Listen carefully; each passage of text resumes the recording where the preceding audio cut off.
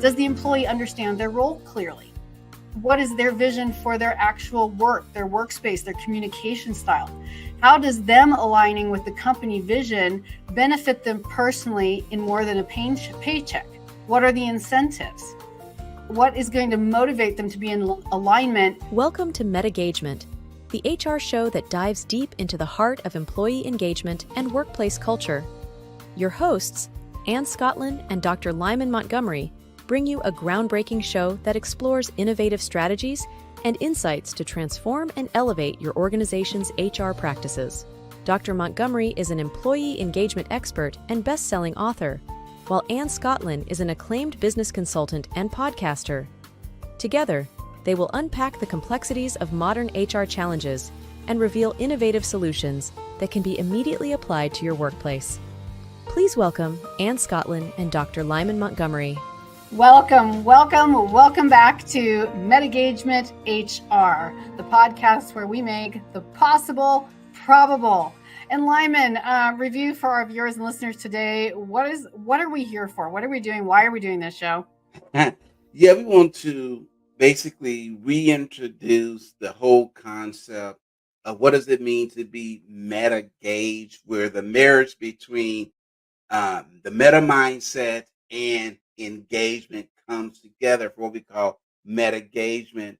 And we want to do something special for our HR listeners. We support HR. We understand that post-pandemic, there are still a lot of issues and struggles. I spent close to 30 years in HR. And we just want to make sure that our HR, what I call my HR peeps, have an opportunity to listen in, get dialed in, but also leave with strategies to help them do their job and do it more effectively. More effective strategies for sure. And clearly one of our main objectives is that we feel like makes us a little bit different from just everybody, not because we're better, but because we have an angle that seems to really resonate with people. We have, did I say angle? That's a terrible word, Lyman, for marketing. You never want to have an angle. Our point of view is a meta point of view, but really what it means is we're fostering resilience and adaptability. We're focusing on solutions and finding ways to do the same things that we've tried to do in the past that haven't worked more easily with more strategic, mental and practical strategies. Absolutely, yes. And we're diving deeper into how HR professionals can really work with their teams. We use, remind us about some of the processes and tools that we're bringing to our viewers and listeners. Yeah, for example, we want to make sure that not only are you doing your job, but that you have the mental tools, strategies with the use of neuroscience, some little what we call hacks and tweaks and things that you can do to make your job a lot smoother, a lot easier, to relieve some of the stress. So we do a lot of breathing techniques, a lot of what you call it, meditation technique, but also not just at work, but we have two segments, on the clock, but also off the clock, and provide tools and resources for our HR peeps so that they can live a rich meta life. Absolutely. And so with that all said, thank you for letting us do an overview, especially if you're new. We're going to do something fun. This is the beginning of a 3-part series that you're going to love, and it's the top 3 strategies to prevent employee burnout. What are the top 3 strategies to prevent employee burnout? And the one we're going to do today is, just to be a pain in the butt, we're going to start with number 3 and make you wait for 2 and 1. Yeah.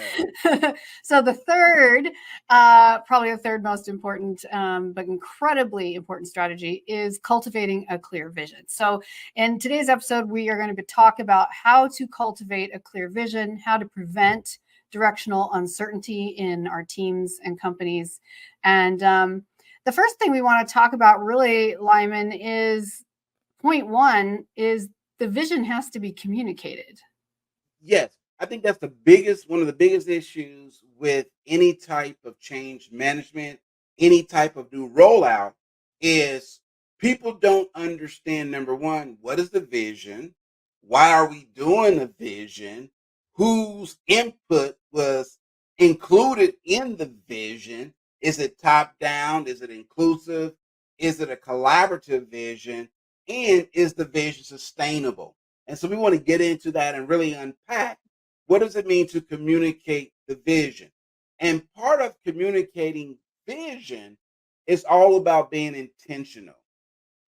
One Yes. of the issues that we run into time and time again is where top management, the C suite, get together and say, our vision is XYZ. And they send it down to marketing. Marketing might do a little small test, a pilot group, a focus group, and they say, "Oh yeah, they love this word. We got to make sure we have these keywords there, right?" They say, "Great, okay, get it out," and they send it out. They post it on the wall, and if you walk around any company, you say, "What's the vision of the company?" You kind of get the deer in the head, like, do we have a vision? Well, or they say, well, my personal vision, or I think the vision is, and that's because it has not been clearly communicated. Absolutely, and it's like it reminds me of when I was a kid. I grew up in the middle of freaking nowhere, and I always say that I mean that. Not just the freaking nowhere of the town, but outside of the smallest town in freaking nowhere. So just to be really, really clear about that. And one of the things my parents wanted us to do at that time was to create self-sustaining food sources, and we Mm, had wells and springs on property. We were starting to grow our own food. So what we were going to do is plant a garden. So my father says to my mom, let's start a garden. He meant you start a garden, but we won't talk about that today. You start a garden, because he still had a day job. And so, he has this vision of what a garden is going to look like. But if he's picturing corn and tomatoes, and my mom goes to the feed supply store and gets peas and turnips and green beans, he's going to be really disappointed when he comes back and realizes that the garden has nothing that was in his vision, because there was no communication, because the vision has to be mhm. communicated. He doesn't say, this is my version of a garden, this is your version of a garden. So the company vision is important. And I think for most big companies, this has been hammered out in recent years. They're doing much better. But the team vision, we There always you talk, go. Lyman, about whether Yes, we're in alignment or agreement. The team vision requires alignment. And I think that's the first step where this often falls apart. I agree 100%. Is now keep in mind the team vision is not separate and apart from the corporate vision. It's how does the corporate vision fit into alignment with the team's vision? And then if we go a little bit more granular, what is the individual's role in the vision? So if you look at it from a what I call a watershed or a waterfall, is there's the large corporate vision. Let's say, for example, our vision is to be the premier HR strategy company in Northwest United States. Okay. So an example of a team vision would be our team is positioned to be the premier, let's say, marketing team with our company within the Northwest United States. All right. Then it goes a little further and says, my role as a contributor is to be the best or the premier expert in the sales department in the Northwest Territory. So again, it reaffirms and supports as an individual, the team, but also the corporate. And a lot of times that's what's missing is that there's this broad overreach of a corporate vision, but people don't see themselves or agree with the vision. Like, well, I don't care if we're the premier or number one. Matter of fact, and we were talking about this earlier, Ann, imagine if I worked at a car dealership and I sold a high-end sports vehicle. All right, pick one. I'm not going to say a name. Pick one. I know you like several. Oh yes, oh yes. And let's say you come in and you're interested, you and John interested in purchasing a new sports vehicle, right? And I'm going to just say Maserati. I like Maseratis. Nice choice. And you're asking me about a Maserati color and everything, the particular model. And you notice that when you got there, you see several of my sales associates driving BMWs or Hondas. And then you ask me, say, well, Lyman, how do you enjoy your Maserati? And I say, oh, I don't have a Maserati. I drive a Cadillac. What's wrong with that picture? Leadership, which is something we're going to come back to in just a couple Yes. minutes for starters, because leadership at all levels around vision. Because our first point today is that vision has to be communicated. And what we're going to come back to in a few minutes is that it has to be demonstrated. So absolutely. So having a clear vision from the top to a bottom and creating alignment. And I love how you were, demonstrating the construction of a vision where you start with a company vision. It's like creating a narrative, right? It's a Yes. story basically of commas or periods, but it's a continued story until you get all the way through in whatever order you prefer. But, company vision, team vision, the project vision, and well, I guess I would say, company vision, team vision, and project vision, and the individual alignment. And I'm like, how does That's good. individual vision come into this? And I'm a great fighter for the rights of the individual and individualists. So wait a minute. So if I have my own vision, what if it is completely not aligned with the company vision? What does that mean? But The also on vision. the other extreme, a lot of times you just see a point blank comment like individual vision must align with the company. Well, how completely dry and boring and inhuman is that? Individual vision must align with the company. How about we start with the individual and we work for a meeting? We go meta. And we go meta by keeping everyone active on the same level. Does the employee understand their role clearly? What is their vision for their actual work, their workspace, their communication style? How does them aligning with the company vision benefit them personally in more than a paycheck? What are the incentives? What is going to motivate them to be in alignment naturally? We say so often how adults are really just big kids, incentive versus force in training, right? So how do we bring those into alignment? And so we'll just take another minute here to wrap up our point one. The vision And has to all be of those, communicated. are those points of communication points. Whether it's a project, talking about the vision of the project and how that ties into the team's vision, your role as a member of that team, giving input. And remember, the vision is futuristic. That's why I said we want to position ourselves as the premier. That's future state. You may not be there right now.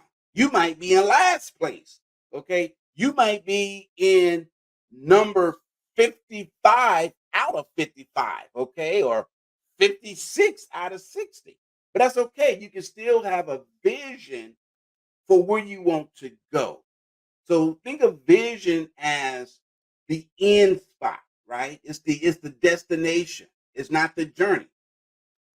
Communication is like the GPS. You ever know when you get in your car and the GPS says, turn left on such and such street? It gives you milestones, different things to point out along the way.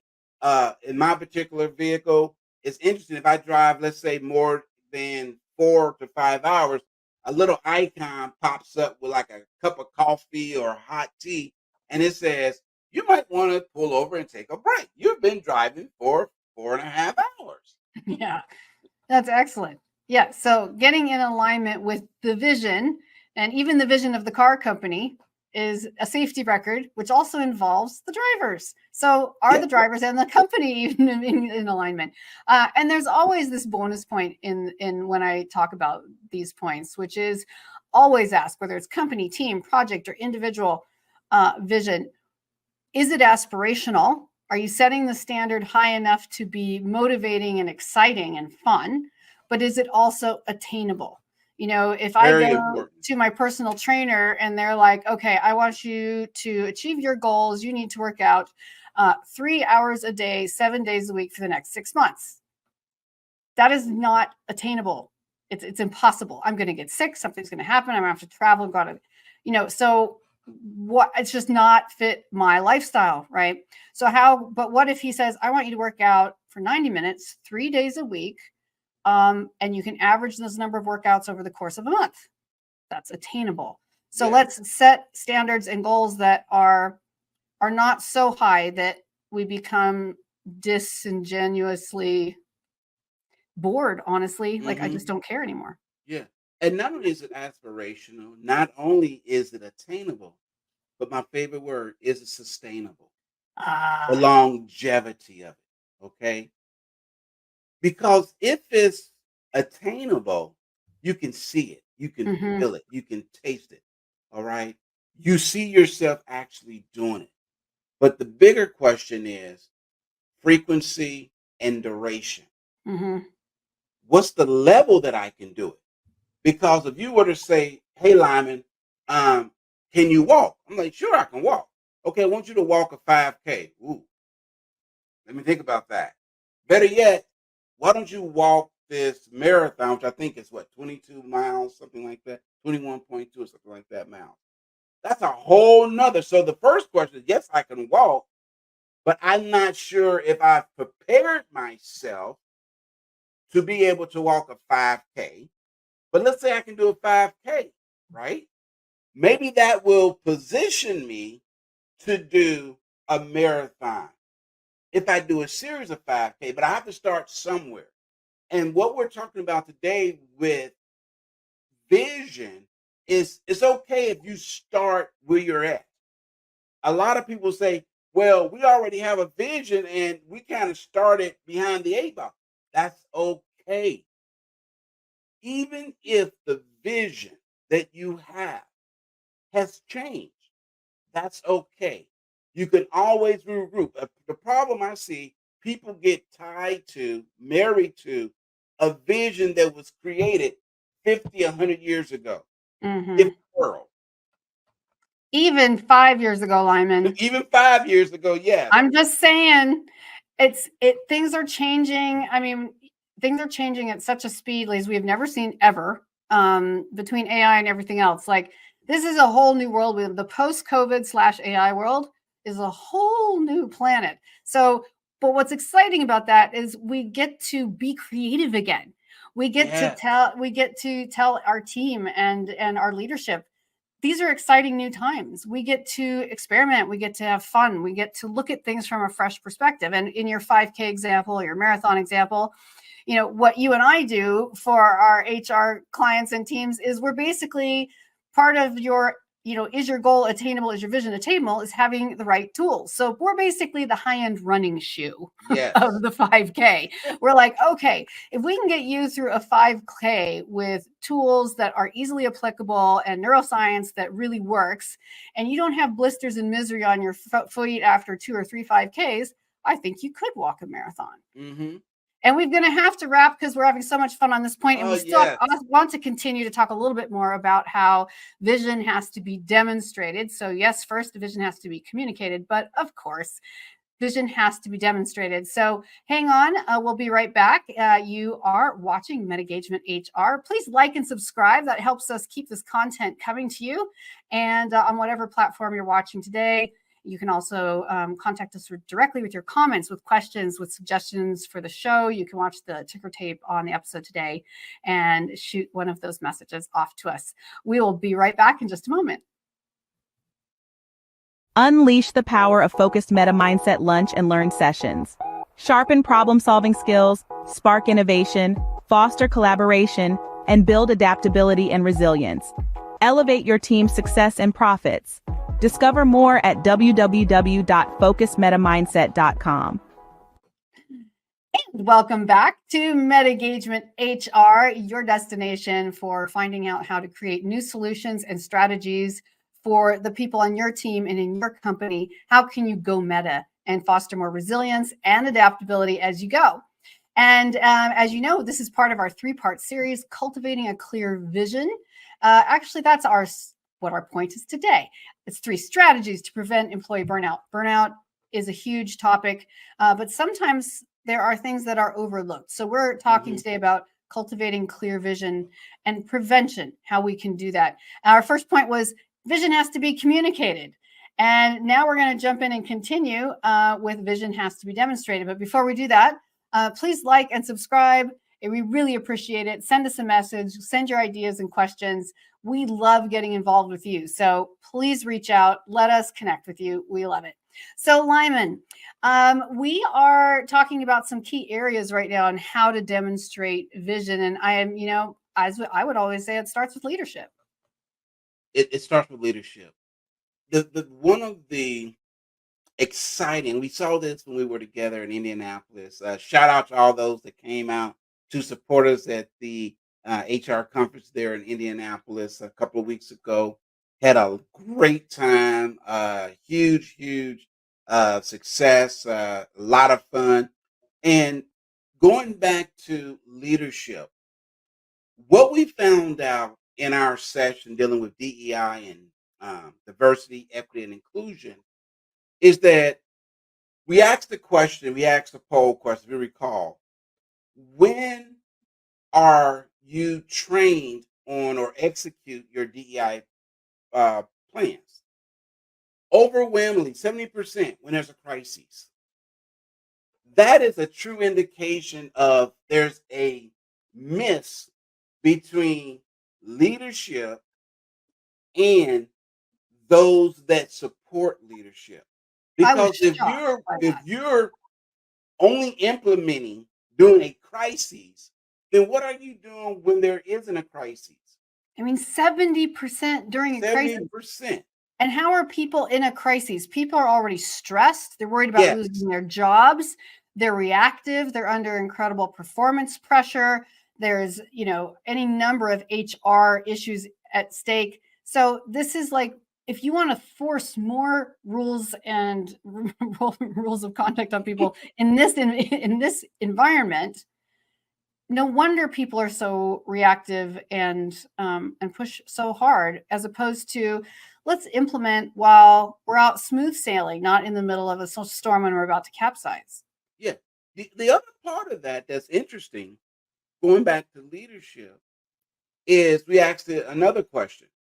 How many of them were involved in the creation of the DI programs? Again, about 55, 60%, nope, top down. They were given to us. And we asked in the room, it was almost close to 80%. They said, nope, I was hired in, I was given this plan, and they said, implement it. And very little training on how to implement it.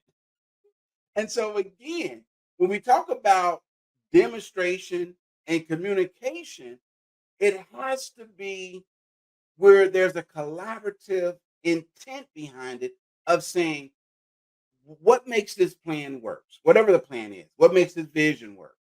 But then you have to walk it out. When we talk about walk it out, we're saying, have you fire tested it under stress before there's a crisis? How do you do that? Scenario-based training. Here's a key point. Before you launch anything, create scenarios that you self-impose a little stress, and you start thinking about, well, what happens if this would happen? Well, what happens? So that's when you want to play the what if game. Well, it's like a fashion show, Yes. the runway, right? Fashion show. Do you think that they never rehearse the fashion show? Do you think with the way those fashions look, there could be wardrobe malfunctions? Do you think that the height of the shoes they're wearing could actually break their ankles? Do you think someone might fall off the stage? I mean, you have to go through it. You have to find where the weaknesses are so you can be intentional about prevention. When you was in Hollywood, they just give you a script and say, okay, we're shooting in 5 minutes. No. No. You actually rehearsed the scene. You probably had days, if not weeks or months, where they kind of broke the entire movie down. So, okay, today we're gonna shoot this scene. Mm-hmm. And it might be the middle, it might be the end. Yeah. And so oftentimes we say, well, we're gonna start from the beginning. No, when you fire test something, going back to demonstrating it, you want to say, okay, what if we start in the middle? How would you happen if you just walked into a situation and you talk these things out? And what we like to say is there are 3 types of scenarios. the best case, the worst case, and if it stays the course. Say that again for us. The worst case. What's the worst case scenario that can happen with rolling out this vision or rolling out this plan, Mm-hmm. rolling out this project? What's the best case? If everybody's in alignment, there are no issues. What's the best case? And then there's always that middle ground. What if we just keep the current course? Mm-hmm. What would happen? Mm-hmm. If you Mm-hmm. take that mindset, worst case, best case, and if we stay the course, in other words, we play it safe, don't rock the boat too much, what happens? Well, Generally, and those that stay safe, they lose. Those that think there's always the best case scenario, they're 50% right. Those that think that there's always a worst case scenario, guess what? They're about 40% right. So you have to crisscross. And one of my strategies in demonstrating that is in more playful ways and as a testing, right? Yes. Reverse engineering.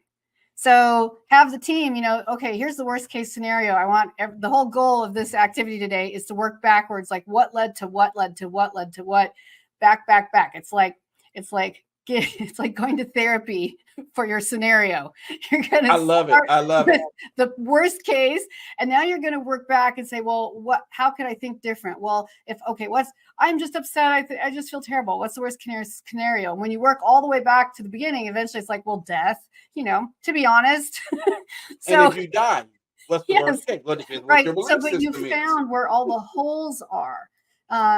Say if you take a larger team, and you split them up into 5 groups and have them all create a reverse case scenario, reverse engineer a worst case scenario, you're going to have Perfect. 5 different ways that it could go wrong. And what's exciting is then the next week, you can do the same thing for the best case scenario. And also, you've got people on board now. It doesn't have to be time consuming, but it gets people excited when they feel important in the process. And imagine if you have those that are resistors. Oh, they are going to light up. I'm going to tell you 20 reasons why I don't. Thank you. That's what we want. Matter of fact, you mind being the captain of the 20 reasons why it won't work club for 1 week. And I've done this. I have a friend down in Texas. And before I roll out anything, I will send it to Janet. Now, Janet is not the person you call for motivation, inspiration. She is a scientist. She's an engineer by trade. Janet will tell you every single thing that's wrong, stuff you didn't even think of. But what I love about Janet, she will also come back and tell you 100 things you can do to improve it. So it's not just picking out what's wrong. Mm-hmm. But I would say this a lot of times, and I would say, tell me everything that's wrong, but then double and tell me how to fix it. So for every 1 criticism, give me at least 2 suggestions on how to fix it. Absolutely. Yeah, fair enough. A fair trade on an individual level, on a team level, relating to management and leadership as well, right? All the way down from the top. And that's going back to demonstrate. Earlier before our break, I was talking about the car dealership, right? And that's the last point I want to make is you have to not only demonstrate in word, but you have to demonstrate in your character. If you say you're going to be the premier, am I a premier person? Do I show up as top notch? Or am I sort of laissez-faire? Well, I'm kind of half in, half out, kind of like playing a hokey pokey on the job. Remember that old song, put your left foot in, take your left foot out, Yes. Shake it all around, do the hokey pokey. That's what it's all about. Is that your mentality? Or do you show up? Now, you're going to make mistakes. We all do. We're human. But for the most part, are we showing up, living out the vision that we not only confess, but also profess? I love it. I love it. Oh, well, I hope that those of you watching and listening today, I hope you got something out of that. We would love to hear what you got out of it. We would love to hear what your questions are. We love questions. So thanks again for joining us today. I'm talking about cultivating a clear vision. how to prevent directional uncertainty. And we talked about how your vision has to be communicated and the vision has to be demonstrated. And as we said, just to be fun and a pain in the butt, excuse me, we are doing this 3-part series, the top 3 strategies to prevent employee burnout. And we started with strategy number 3 today. And next time on our next episode, strategy number 2, from burnout to thriving, strategies for supporting overworked employees. How can we support overworked employees?